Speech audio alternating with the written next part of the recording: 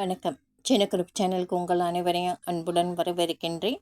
இன்றைய ஆன்மீக தகவல் ஸ்ரீ அன்னை ஸ்ரீ பகவான் அரவிந்தர் பற்றிய தகவலை தான் நாம் பார்க்க போகின்றோம். அன்பர்கள் அனைவருடைய பிரார்த்தனையும் ஸ்ரீ அன்னை ஸ்ரீ பகவான் அரவிந்தர் திருப்பாதங்களில் சமர்ப்பணம் செய்கின்றேன். நம்பிக்கையான நியாயமான பிரார்த்தனைகள் அனைத்துமே நிச்சயமாக கைகூடும்.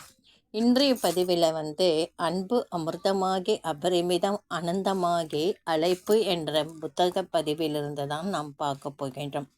சுந்தரம் புற அழகு, லாவண்யம் அக அழகு, புறமகத்தின் பகுதி, புறம் அகத்தின் மறுபுறம் எதிராகவும் இருக்கும்.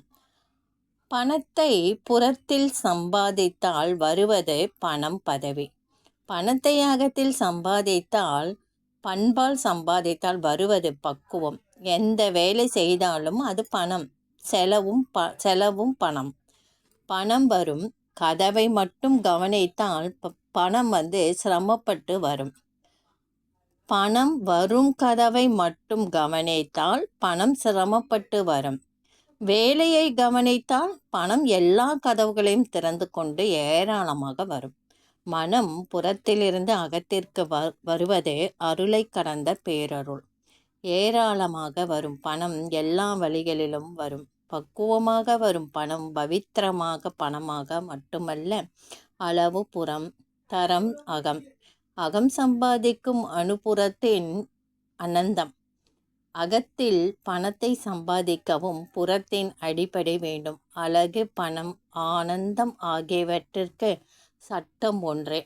பணம் திறமையால் வரும், சித் அழகு ஆனந்தத்தால் வரும். ஆனந்தம் பணமும் அழகும் சத்தியத்தால் வரும். சத்தியம் சகலத்தையும் நித்தியமாக்கும். அகத்தின் ஆன்மா, புறத்தின் சத்தியம். ஆன்மாவுக்கு அருகில் உள்ள வாயில் சத்தியம். புறமும் அகமும் சந்திப்பது மனதை கடந்தது சத்தியம். எனது பெரிய அனுபவங்களில் முக்கியமான ஒன்று, பெல்ட் ஓடும் வேகத்தில் அருந்து கொண்டு அடித்தால் வலி உயிர் போகும். உயிரே போவது உண்டு. அவருக்கு உடல் ஆனந்தப்பட்டதாம். பெல்ட்டில் அடித்தா பெல்ட்டே அருந்துரும். அந்த அளவுக்கு அடிக்கும்போது உயிரே போகிற அளவுக்கு கூட இருக்கும். ஆனால் ஒரு அன்பர் சொல்கிறாரு, உயிரே போவதும் உண்டு, ஆனால் பெல்ட்டால் எனக்கு அடிக்கும் பொழுது ஆனந்தமாக இருந்ததாக சொல்கிறாரு. இதற்கு ஆன்மீக அர்த்தம் உண்டு. ஆத்மா ஆழத்தில் இருப்பதால் அது வெளிவர கடுமை தேவைப்படுகிறது. முதிர்ந்த ஆத்மாக்கள் மெல்லிய உணர்வுடையவராக இருப்பார்கள். ஆணி படுக்கை மீது படுப்பது, சாட்டையால் அடித்து கொள்வது, பட்டினி கிடப்பது போன்ற கொடூரமான பழக்கங்கள் குலவி ஆத்மாவுக்கு தேவை. பண்பான சொரணை, ஆன்மீக சொரணை, மனதில் உணர்ச்சியின் சொரணை ஆகியவை மனிதரின் தரத்தை குறிக்கின்றது. வெட்கமில்லாமல் வெட்கம் கெட்டவன் என்பது அவமானத்தை உணராத அற்புதமான ஆத்மாக்களை மானம் கெட்டவன் என்கின்றோம். அவர்கள் புனித ஆத்மாக்கள். இன்று 1 முதல் 10 வரை அளவுகோலாக எழுதி மனிதர்களை பிரித்தால் நமது அறிவு அதிகமாகும். கெட்ட மனம், பெருந்தன்மை, பொறுமை போன்ற குணங்களை 1 முதல் 10 என எழுதி நமக்கு தெரிந்த பழக்கங்களை வரிசைப்படுத்தினால் அறிவு, மனம், உணர்வு, ஆத்மா வளரும். உறவினர், மனோஜர், குரு, தலைவர், நண்பர் ஆகியவர் வெட்கத்தை விட்டு பழகும் நேரத்தை கண்டோம். அவர்கள் எல்லாம் ஒரே தரத்தை சார்ந்தவர்கள்.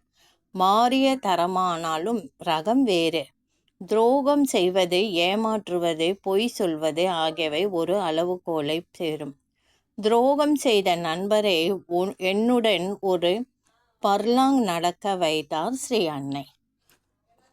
உயிரை எடுத்து 100 வகைகளில் துரோகம் செய்த குருவை நாம் நண்பர்கள் என சொல்ல வைத்தார். அமெரிக்கர் ஏராளமான பலன் பெற்றவர். மட்டமாக பேசினர். போர் முதலியாரை 30 வருஷ வருமானம் 30 வருஷ வருமானம் பெற்ற பின் விரைப்பாக பேச வைத்தார். இவற்றில் எல்லாம் அன்பருக்குரிய முக்கியத்துவம் உண்டு. அதை அன்பர் காண வேண்டும். சின்ன புத்தி, தலைமுறையாக போகாத தத்திரம், திறமையுள்ளவர்கள் வாழ்வில் பெரும் பலன் பெறுவார்கள். அவர்களுக்கு கிராக்கி, சிறிய புத்தி, பழக்கமில்லாமல் உச்சக்கட்டத்திற்கு போவதை அது தடுக்கும். வருஷத்திற்கு முன் அப்படிப்பட்ட அரசியல்வாதி தன் வாழ்க்கையில் ஆரம்பத்திலே தலைவருக்கு அடுத்த பதவி பெற்றார். இதன் பின் 30 ஆண்டுகளாக தலைவர்களாக அவர் முயன்றதே பலிக்கவில்லை. அவர் ஸ்ரீ அன்னை பக்தர். ஒரு முறை தலைவர் தேர்தலுக்கு முன் சமாதிக்கு வந்து பிரார்த்தனை செய்தார். அம்முறை கட்சி அவரை தலைவராக்க முடிவு செய்து கூப்பிட்டு அனுப்பியது. என்னை தலைவராக தேர்ந்தெடுக்க முடிவு செய்தால் வருவேன் என்றார். கட்சி தலைமைக்கு மனம் கசந்து மனதை மாற்றி அடுத்தவருக்கு கொடுத்தனர். அத்துடன் அவர் அரசியல் வாழ்வு முடிந்தது. அகத்தை, ஆணவம், அகங்காரம், ஈகோ என்பது சிறியது. கிராக்கி இயல்பாக அதை சுருக்கும் திறனுடையது. பரம்பரை பட்டினி, அறியும் அனுபவம் இல்லாதது, அவற்றை பெற முடியாதது, பெரியது, பெருந்தன்மையாக விசால மனப்பான்மை உடையது. அதனால் கிராக்கி செய்ய முடியாது. பெரும் தன்மையாக நடிப்பது கிராக்கியே ஆகும். அது கிராக்கியின் மறுபுறம். தன்னை காப்பாற்றிக் கொள்ளும் முயற்சி கிராக்கி. பகுதியில் கிராக்கின்னா நம்ம ரொம்ப திமிரா பேசுறது, அகங்காரமாக பேசுறது, அதாவது என்ன சொல்லலாம், ஈகோ தன்மையோடு பேசுறது. இந்த மாதிரி செஞ்சால் நமக்கு வர வாய்ப்புகள் அனைத்துமே போய்விடும் என்பது தான் குறிப்பிடப்பட்டுள்ளதா. ஸ்ரீ அன்னை ஸ்ரீ பகவான் அரவிந்தர் என அன்பராக இருந்தால் கூட அவர் தனக்கு ஏதாவது நல்ல வாய்ப்பு வரும் என்று ஆசிரமம் ஸ்ரீ அன்னை ஸ்ரீ பகவான் அரவிந்தர் சமாதி தரிசனம் செய்கின்றார். தேர்தலுக்கு அவரை கூப்பிடுறாங்க. நீ தலைவராக உன்னை தேர்வு இல்லாமல் தேர்ந்தெடுக்கிறோன்னு. அவரை நான் வந்தால் என்னை தலைவராக தேர்ந்தெடுக்கிறதா இருந்தால் நான் வரேன் அப்படின்ட்டு அவர் கிராக்கி பண்ண ஆரம்பித்தார்.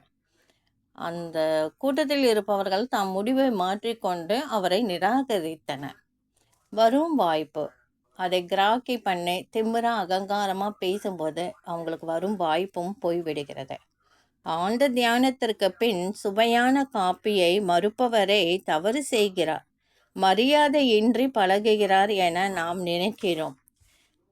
ஆழ்ந்த தியானம் உடலில் சக்தியாக மாறும், சந்தோஷமாக மாறும், ஏதாவது ஒரு நல்ல அம்சமாக மாறும். ஒரு சிலருக்கு பசியாக மாறும். அது பசி இல்லை, சக்தி உடலோடு கலக்கும் போது ஏற்படும் உணர்ச்சி. அப்பொழுது காபி சாப்பிட்டால் தியானம் கொடுக்க சக்தி உடலில் கலப்பது தவறிவிடும். இது அனைவருக்கும் உண்மை இல்லை. தியானம் பசியாக மாறுபவருக்கு மட்டும் உண்மை. அப்படி பசி எடுப்பவருக்கு ஒருவர் சுவையான காபி கொடுத்தால் சாப்பிடுவது தவறு. சாப்பிடாவிட்டால் கொடுப்பவர் அவரை தவறாக நினைப்பார். அந்த நிலையில் கொடுப்பவர் தவறு, சாப்பிடாதவர் செய்வது சரி. நமக்கு வேண்டியதை தராதவர் எதிரி, தருபவர் நண்பர் என்பது எளிய மனம். அறிவது தராதவர் நண்பர் என அறிய அனுபவம் முதிர்ந்த அனுபவம் வேண்டும். இக்கருத்தை மேலும் மேலும் கருதினால் பெரிய துரோகம் செய்பவர் நெருங்கிய நண்பராகும். மனதை விட உணர்ச்சியின் அறிவு பெரியது. இக்கருத்தை உணர ஆன்மீக பக்குவம் தேவை. இந்த பகுதியை நான் இத்துடன் முடிச்சுக்கிறேன். இதோட தொடர்ச்சியை நாளை பார்க்கலாம். இந்த பகுதி உங்களுக்கு கண்டிப்பாக பிடிச்சிருக்கோன்னு நினைக்கிறேன். ஒரு முறைக்கு 2 முறை நீங்கள் இந்த பதிவை பார்த்தீங்கன்னா இதனுடைய உள் அர்த்தம் என்ன என்பது உங்களுக்கு கண்டிப்பாக புரியுங்க. இந்த வீடியோ பிடிச்சிருந்தால் லைக் பண்ணுங்கள், ஷேர் பண்ணுங்கள், சப்ஸ்கிரைப் பண்ணுங்கள், கமெண்ட் பண்ணுங்கள். நன்றி.